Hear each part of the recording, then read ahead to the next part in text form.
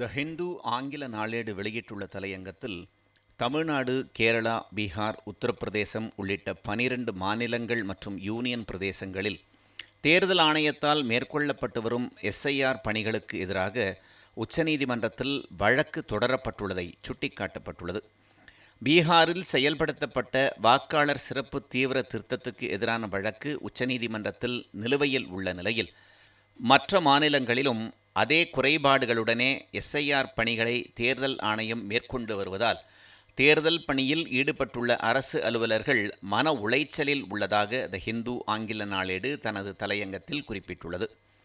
அனைத்து வாக்காளர்களுக்கும் எஸ்ஐஆர் படிவங்கள் வழங்கப்பட்டதாக தேர்தல் ஆணையம் கூறியுள்ள நிலையில், பெரும்பாலான வாக்காளர்கள் தங்களுக்கு படிவங்கள் வழங்கவில்லை என்று புகார் கூறியுள்ளனர். பிஎல்ஓ அதிகாரிகள் வீடுகளுக்கு சென்று விண்ணப்ப படிவங்களை வழங்குமாறு கூறுவது நடைமுறைக்கு சாத்தியமில்லாத வகையில் உள்ளதாகவும் குறிப்பிடப்பட்டுள்ளது.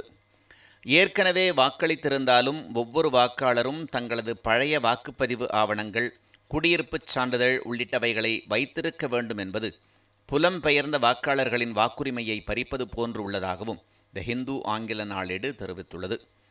இதன் மூலம் தேர்தல் ஆணையத்தால் மேற்கொள்ளப்பட்டு வரும் வாக்காளர் சிறப்பு தீவிர திருத்தப் பணிகளில் குளறுபடிகள் உள்ளது வெட்ட வெளிச்சமாகியுள்ளதாகவும் சுட்டிக்காட்டப்பட்டுள்ளது.